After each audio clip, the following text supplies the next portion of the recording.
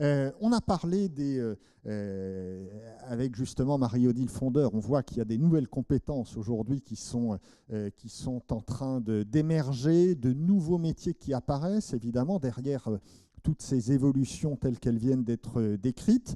La filière, avec ces nouvelles compétences, doit essayer d'attirer justement de nouveaux talents, mais est-elle suffisamment attractive aujourd'hui, en particulier auprès des nouvelles générations? Pour répondre à cette question, je vous demande d'accueillir chaleureusement Bertrand Pullman, professeur de sociologie à la Sorbonne.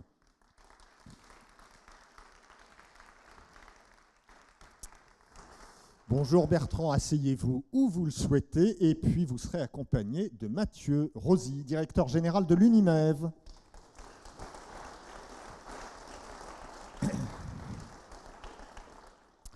Mathieu, prenez place où vous le souhaitez. Alors Bertrand Pullman, on va commencer avec vous, puisque vous menez actuellement un travail d'enquête pour l'Unimev. Et c'est vrai que ça n'est pas si fréquent, évidemment, de voir quelqu'un du monde académique travailler avec une filière de métier. Pourriez-vous, juste en introduction, nous expliquer pourquoi et en quoi consiste ce travail d'enquête? Merci beaucoup de m'accueillir parmi vous et bon anniversaire à toutes et à tous. Donc je suis sociologue, professeur de sociologie à la Sorbonne. Et ces dernières années, j'ai travaillé essentiellement sur la sociologie du sport. Je me suis intéressé notamment à comment les grands événements sportifs internationaux sont produits. Je l'ai fait en particulier à travers l'exemple du tournoi de tennis de Roland-Garros.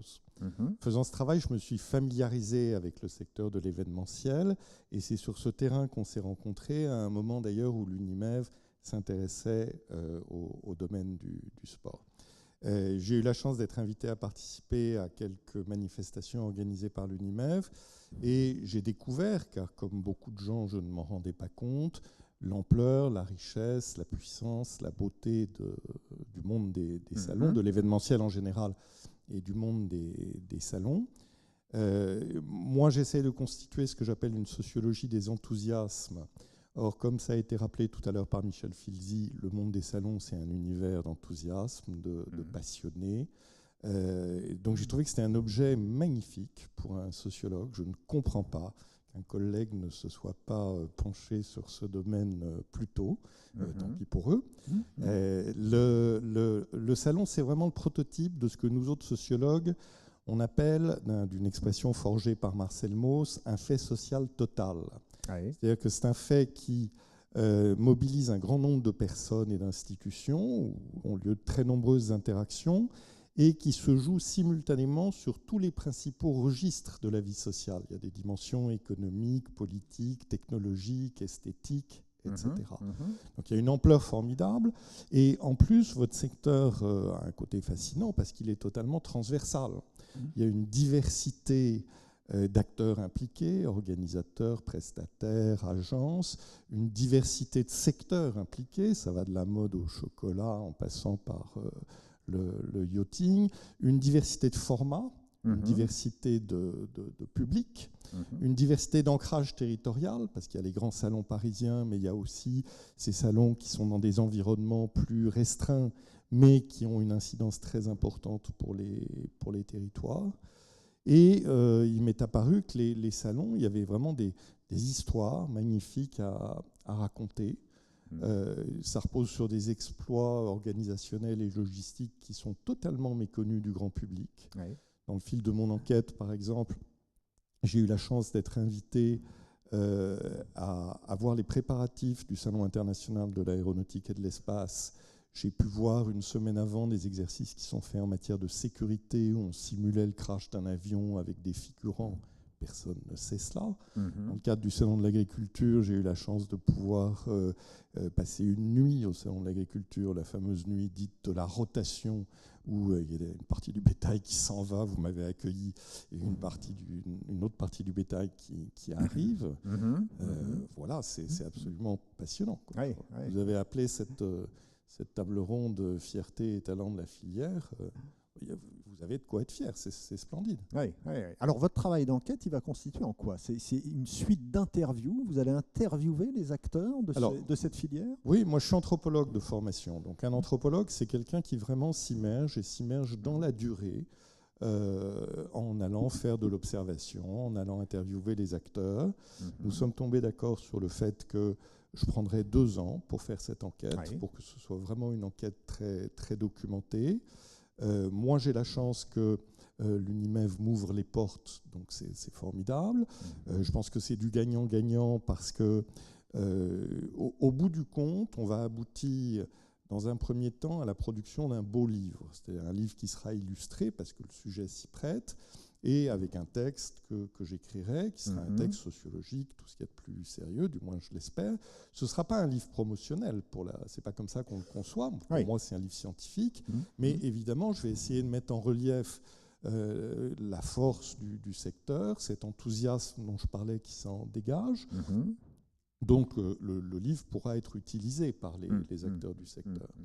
Et ensuite, on essaiera de le décliner sous des formats peut-être plus diversifiés et modernes, que ce soit des formats visuels, des MOOC, des plaquettes, des brochures.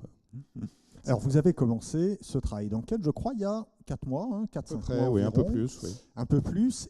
Qu'est-ce qui vous a frappé depuis ces 4-5 mois que vous avez débuté ce travail d'enquête? Quels sont les éléments qui vous frappent l'esprit aujourd'hui? D'abord, comme je l'ai dit, vraiment l'ampleur du secteur qui est méconnue du grand public. Ensuite, le fait que, à mon sens, les salons les plus réussis sont des salons qui parviennent à trouver un bon équilibre entre des polarités opposées mais complémentaires. Tradition, modernité. Un grand salon, c'est un salon souvent qui est ancré dans une histoire, ça a été rappelé tout à l'heure à propos du mondial de l'automobile, et qui tire sa force d'être ancré dans cette histoire. Mais en même temps, un salon doit être à la pointe de la modernité, doit être projeté vers l'avenir. Et je dirais que plus un salon est solidement ancré dans une histoire, plus il peut prendre le risque, comme ça, de proposer des choses novatrices. Équilibre aussi entre une dimension de concentration et une dimension d'ouverture sur l'extérieur. Nécessairement, un salon, c'est quelque chose où des gens d'un secteur se retrouvent entre eux. Mais il faut aussi que le salon soit une puissance de rayonnement vers l'extérieur. Il y a des salons qui m'ont beaucoup impressionné de ce point de vue-là. Par exemple, le CIRA qui a lieu à Lyon, parce que c'est un salon qui a lieu entre professionnels, c'est un salon professionnel qui n'est pas ouvert au public, mais les responsables du CIRA ont compris qu'il fallait qu'ils rayonnent aussi à l'extérieur, et du coup, ils font de plus en plus de choses dans la ville. Tout à l'heure, à propos du mondial de l'auto, il était évoqué la même chose. Équilibre aussi, dernier point, entre le sentiment de sécurité qu'un salon doit diffuser et les effets de surprise qui doivent se passer dans un salon. Sentiment de sécurité parce que la rythmicité régulière fait qu'il y a un plaisir de se lever dans des habitudes, dans des réseaux qu'on connaît, dont on connaît les us et les coutumes. Mais en même temps, et c'est particulièrement vrai aujourd'hui, il faut absolument proposer du disruptif. Et je pense que les grands salons sont capables de faire ça. Bertrand, on se donne rendez-vous, c'est quoi, 2019 le livre? Probablement, oui, à l'automne 2019 pour le livre, mais on espère qu'il y aura bien d'autres moments où on se retrouvera entre-temps. N'hésitez pas les uns et les autres à entrer en contact avec moi. Je cherche à voir soit directement, soit par l'intermédiaire de l'UNIMEV, je cherche à voir le maximum de choses pour m'imprégner de vos préoccupations. Merci beaucoup Bertrand. Mathieu Rosy, vous êtes le directeur général de l'UNIMEV, l'Union des métiers de l'événement. Derrière votre collaboration avec Bertrand Pullman, il y a en fait un souhait, un objectif qui est très clair pour vous, c'est de redonner ces lettres de noblesse aux métiers de l'événement, c'est ça ? C'est quasiment ça. Alors, je pense que les lettres de noblesse, ça fait longtemps que les métiers de l'événement les ont. Maintenant, il faut que cette noblesse soit capable de rayonner dans des cercles qui d'habitude ne perçoivent pas cette noblesse. Il nous faut créer peut-être de la désirabilité auprès de certains cercles que l'on veut toucher parce qu'on a besoin effectivement de nouveaux talents et de nouvelles formes de rayonnement. Alors, de nouveaux talents, hein, on parlait en effet de ces nouvelles compétences, de ces nouveaux métiers dont on a besoin, notamment dans le digital, hein, dont a besoin votre filière, notamment dans le digital. En fait, vous mettez l'accent finalement sur un paradoxe, hein, c'est ce que disait Bertrand, c'est un métier, une filière où il y a beaucoup d'enthousiasme et qui, malgré tout, à l'extérieur, notamment auprès des millennials, n'est pas forcément très attractive aujourd'hui. Ce dont on s'aperçoit, et j'espère que beaucoup dans la salle pourront me confirmer cette impression, c'est que quand on rentre dans l'univers des salons, on y rentre généralement par hasard. On ne s'est pas dit à 18 ans ou à 23 ans, à la fin de ses études, depuis tout petit, je veux être commissaire général de salon ou je veux faire un métier de l'événementiel. On y vient par hasard, mais en y venant par hasard, on n'en repart plus jamais, ou très rarement. C'est bien qu'il se passe quelque chose quand on rentre dans ce maelstrom, on en ressort 30, 40 ans plus tard, heureux, conquis, avec une vraie passion chevillée au corps. La seule problématique, c'est de réussir à faire rentrer les gens de façon peut-être moins hasardeuse et beaucoup plus calculée, beaucoup plus organisée, beaucoup plus anticipée.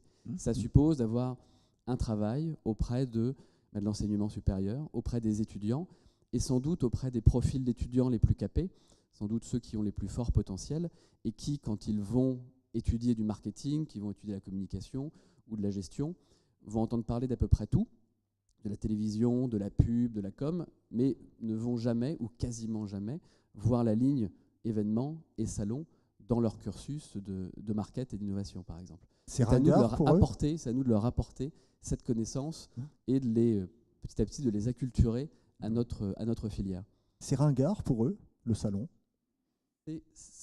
C'est pas forcément ringard, parce que nombre d'entre eux ont été sur des salons, nombre d'entre eux ont touché du doigt le plaisir de participer à un salon, son intensité, sa passion, ses rencontres multiples, mais ils ne le perçoivent pas comme un secteur économique complet. Ils voient les produits individuels. On a des marques extraordinaires dans le monde des salons. On parlait du Syrah, on parlait de la FIAC, on parlait du Mondial. Enfin, les marques sont connues partout en France, partout à l'international, de ces publics-là qui y vont. Mais il n'y a pas de perception du monde des salons comme un monde économique à part entière, dans lequel on peut rentrer et faire une carrière. Ce qu'il faut, c'est apporter cette vision structurée de l'ensemble et leur dire, mais vous avez des voies du marketing, de la communication ou du commercial qui vous sont bien connues, mais allumez cette petite loupiote dans votre cerveau, pensez qu'il y a ce domaine-là qui peut tout à fait vous accueillir, qui peut tout à fait vous proposer 20, 30, 40 ans de parcours dans lequel vous serez heureux et dans lequel vous aurez peut-être plus facilement accès à des postes de décision parce que les circuits sont courts, parce qu'une entreprise, un grand groupe de salons, c'est tout un ensemble de multiples PME aussi à l'intérieur qui vont plus ou moins se gérer et avoir leur format propre. Donc il faut leur porter cette information-là. C'est ce à quoi on travaille depuis 3-4 ans maintenant, sensibiliser des gens comme le SCP, avec qui on a signé un professorship, des gens comme Sciences Po, où on a un grand cours sur l'événementiel qui est maintenant officiellement le cours le plus couru de tout le master marketing et innovation, devant tous les autres cours sur le luxe ou le digital. C'est bien qu'il se passe quelque chose. Des gens comme l'EM Normandie. Enfin, voilà, on a noué des liens, on va devant eux, on structure des cursus entiers autour de notre métier et j'espère que ça commence à porter ses fruits. On a l'impression de voir des jeunes sortir de ces cours qui nous disent maintenant, moi je veux aller bosser dans le monde des salons et finalement je ne veux pas aller chez Google ou je ne veux pas aller chez le LVMH, je veux aller chez Comexposium, je veux aller au Mondial, je veux aller en région quelque part pour aller bosser dans un beau salon qui me stimule. Et ça, ça serait une première victoire. Oui. Donc on voit bien en tout cas que le travail de Bertrand Poelman s'inscrit vraiment dans une démarche plus globale, plus large. Je crois d'ailleurs que vous avez au sein de l'Unimev, en tout cas peut-être l'événement, inventé une école, c'est ça, une école de l'événement, il y a aussi ça. Absolument. Alors il ne s'agit pas uniquement de sensibiliser les hauts potentiels des écoles existantes, il s'agit peut-être aussi de se donner une vitrine pour les attirer dans nos cursus propres et qu'on les forme nous aussi. Donc on a créé cette école avec l'autre association du secteur qui s'appelle l'événement et plus d'une 40aine d'entreprises qui sont rentrées dedans, qui ont souscrit des parts. Et la première promo vient d'ouvrir. Ils sont une 20aine d'étudiants. Ils vont faire des cours nomades dans des lieux événementiels toutes les semaines et ils seront formés au niveau master. Donc on les intègre à Bac+3 et ils ressortent à Bac+5 avec cette volonté de vraiment les acculturer à notre secteur et puis d'essayer de trouver les meilleurs et là pour le coup on a affaire à des gens qui sont convaincus de vouloir travailler dans notre secteur. Donc travailler avec le monde extérieur c'est bien, nous créer nos propres pépites en interne avec des enseignants professionnels et puis les fédérations derrière, c'est encore mieux. Bon, très belle initiative en tout cas. Merci à vous. On va vous suivre évidemment avec attention. Regardez l'évolution de vos travaux et puis en effet attirer des talents. C'est aujourd'hui l'une des missions que l'UNIMEF s'est fixée évidemment et tout le monde en profitera, on l'espère, ici dans la salle. Merci beaucoup messieurs.